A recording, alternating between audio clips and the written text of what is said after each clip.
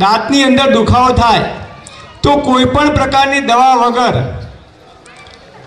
આ દાંતની અંદર દુખાવો મટી જાય અને જિંદગીમાં જીવીએ ત્યાં સુધી દાઢમાં કોઈ દિવસ સડો ના થાય, દાઢમાં રૂટ કેનાલ કરાવી ના પડે કે દાઢની ગોળી પણ ગળવી ના પડે, એવો ઉપાય આયુર્વેદની અંદર ચરક ઋષિએ ચરક સંહિતાની અંદર વર્ષો પહેલાં બતાવે છે।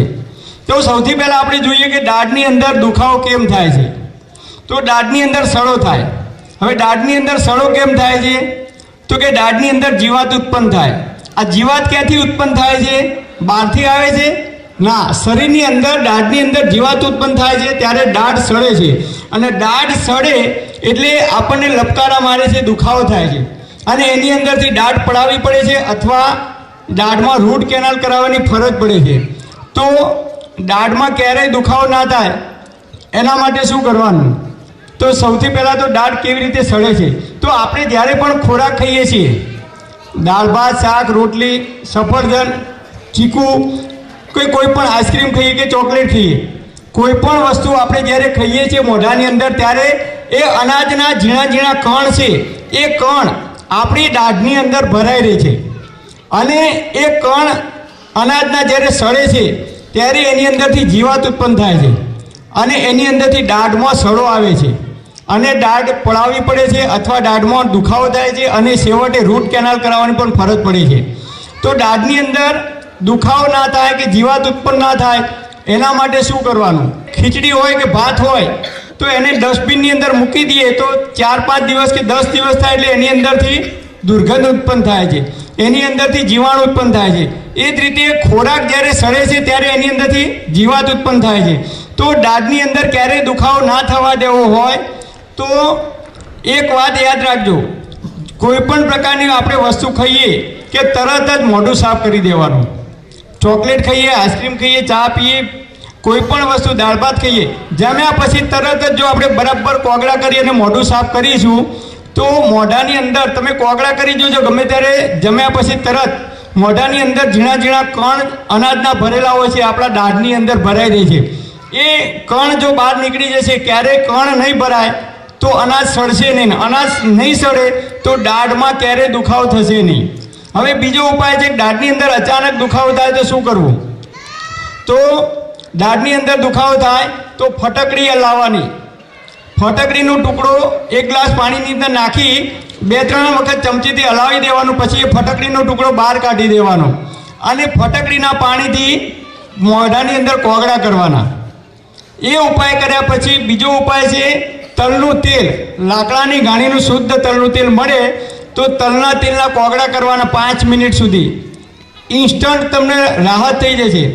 એના પછી ત્રીજો ઉપાય છે સરસવનું તેલ, ગામડાની અંદર જેને સરસ્યું કહેવામાં આવતું હતું, સરસવના તેલને રૂના પૂમણાવાળું કરી અને જ્યાં દાઢમાં દુખાવો થતો હોય એ જગ્યાએ સરસવના તેલનું પૂમણું મૂકી દેવાનું, તમને ઇન્સ્ટન્ટ રાહત થશે। આ હું નથી કહેતો, પરંતુ આયુર્વેદમાં ઋષિઓએ હજારો વર્ષો પહેલાં આનો ઉપાય બતાવેલો છે। એ ના મળે તો લવિંગ હોય તો લવિંગનું તેલ અત્યારે બજારની અંદર મળે છે, મેડિકલ સ્ટોરમાં પણ લવિંગના તેલનું પૂમણું મૂકીએ તો પણ દાઢની અંદર તરત જ રાહત થાય છે, અથવા લવિંગને વાટી અને દાઢની અંદર ભરી દેવામાં આવે।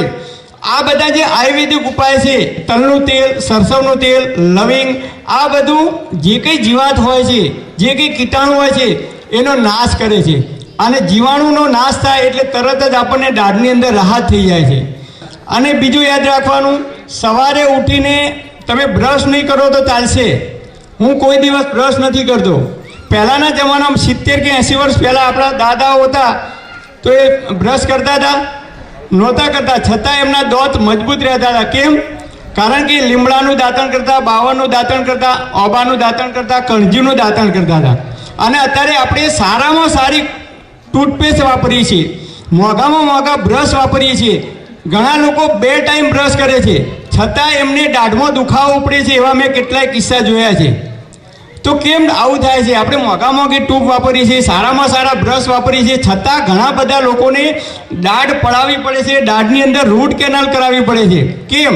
તો જમ્યા પછી તરત જો તમે પાણીથી કોગળા કરવાનું રાખશો તો જિંદગીમાં ક્યારેય તમારી દાઢની અંદર સડો નહીં થાય। નાના બાળકોને ચોકલેટ આપો કે આઈસ્ક્રીમ આપો કે કોઈ પણ દ્રાક્ષ કે ચીકુ ખવડાવો, તરત મોઢાની અંદર જો કોગળા કરવામાં આવશે તો એ જે અનાજ છે કે સફરજન જે કંઈ ખાધું છે એના કણ આપણા દાઢની અંદર ભરાય નહીં રહે તો દાઢમાં સડો નહીં આવે. તો સવારે ઉઠીને બ્રશ કરવાની જગ્યાએ શું કરવાનું? તો અડધી ચમચી હળદર લેવાની. હળદર એન્ટીઓક્સિડન્ટનું કામ કરે છે, એન્ટીબાયોટિકનું કામ કરે છે. કેન્સરના જીવાણુને નાશ કરવામાં હળદર મદદરૂપ થાય છે. આવું વૈજ્ઞાનિકોએ આજે શોધ્યું, મતલબ કે અત્યારના યુગમાં શોધ્યું. હજારો વર્ષો પહેલાં ભાગવત ઋષિએ અષ્ટાંગ હૃદય નામના ગ્રંથની અંદર હળદરનો ઉલ્લેખ કરેલો છે કે કેન્સરના જીવાણુને નાશ કરવામાં મદદરૂપ થાય છે.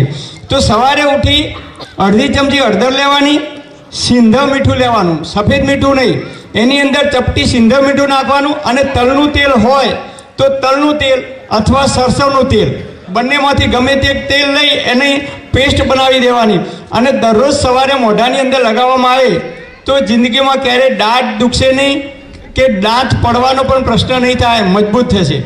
તો આપ સૌ મોટી સંખ્યામાં અહીંયા ઉપસ્થિત થયા એ બદલ આપ સર્વેનો ખૂબ ખૂબ આભાર. ચાલો ઉઠીને સંમતિ કરજો.